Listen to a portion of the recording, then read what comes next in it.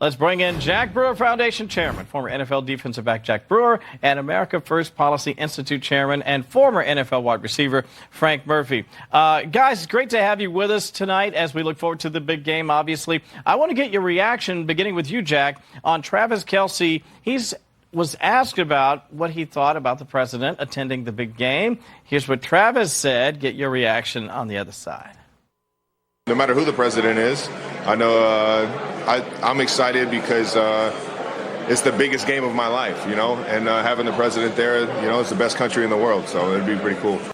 Best country in the world. Good to have the leader of the free world there. Jack, your thoughts on what Travis said? I love it. It's about time Travis is coming on board. I hope he scores a couple touchdowns and does the Trump dance. President Trump is uniting this country. I think everyone knows it. It's exciting to think that, we have President Trump addressing the nation before the Super Bowl and then obviously going to attend the game. This is what we need. This is what leadership looks like. And I applaud Travis because I know, in the past he hasn't been so willing to support President Trump, and it sounds like Patrick Mahomes has been whispering in his ear. I'm sure a lot of bettors out there are hoping, Frank, they're hoping that Jack's right, that Travis will get a couple of tutties and make their prop bets look really good.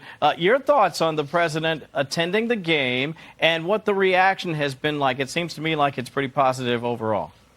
Yeah, I think it should be positive. Hard as he's been working, putting these policies in place and making sure that these executive orders go through in different areas of the community. Hey, why not? He need a break. So I love it. I love it. This is the biggest game going on right now. You know that the NFL is number one in America, number two in the world. You can't beat it. I love it. What's interesting, though, as much as I think most people would feel like this is a good thing to have the leader of the free world attend the biggest game, not everybody feels that way. I mentioned this earlier. There's an opinion piece actually out. This is The Nation, so if you know it, you know that they're left-leaning. They're slamming the president's attendance and Roger Goodell for removing End Racism in the End Zone. As you see the headline, Trump's presence at the Super Bowl is an affront to every NFL player. It says in part he'll be the first sitting president to attend the Super Bowl. His presence, that is, will be a gob of spit in the face of every NFL player, whether you voted for him or not. Wow. Jack? Pretty strong, even for the liberal nation. Your thoughts? Yeah, well, I got a message to liberals. The National Football League is the best and greatest meritocracy in this country and in the world. Mm-hmm. You got years of almost 70% of the players are black on the field. Can you imagine if white men start asking to be cornerbacks more? Or black guys started to ask for more kickers in the National Football League. Those things don't happen because teams want to win football games, and that's what they judge players off of, not the color of their skin, but their ability to play the game.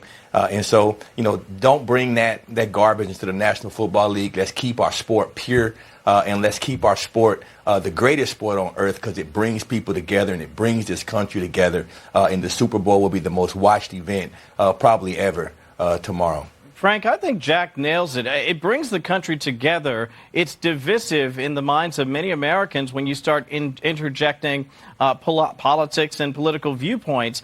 In racism, the NFL has a pretty good track record. I think one could argue among the major sports, particularly, as Jack said, when it comes to the players out there. Your reaction to what the nation had to say? Well, I think a lot of people is going to be pushing that narrative and that fake ID. Fake ID is always going to be pushed when somebody's doing something great. So when somebody's in the midst of doing something great, you got to watch the fake ID being pushed. I'm telling people, man, put down that fake ID and pick up your real ID. If you want to see success in your life, if you want to start looking at a different viewpoint, if you want to be in a place to not only motivate yourself, but intrigue yourself to think more, read more, study more. And I think the NFL got enough problems. I really think about why a person like Scott Turner is not being mentioned. My brother, coming from America First Policy Institute, he does so much in the community. Then he get confirmed at HUD. I'm just saying, this brother need to be recognized Black History Month, and the NFL need to do a better job recognizing their players. That's the things I want to talk about. Okay, guys, I've got 10 seconds left. Who you got, Chiefs or Eagles? Jack? I played for Andy Reid, so I can't go against him. So I'm hoping the Chiefs pull it off again. Oh, okay. How about you there, Murph? I'm going for the best quarterback to play the game that's going to go down as the greatest quarterback ever, I'm going for Mahomes with the Kansas City Chiefs. Well, Not just because I went to Kansas State, but I'm going for him. You're a former Wildcat. I knew that about you, Murphy and Brewer. Gentlemen, thank you so much. Appreciate you guys tonight. Have No a good problem. weekend. You too. Coming up, how Democrats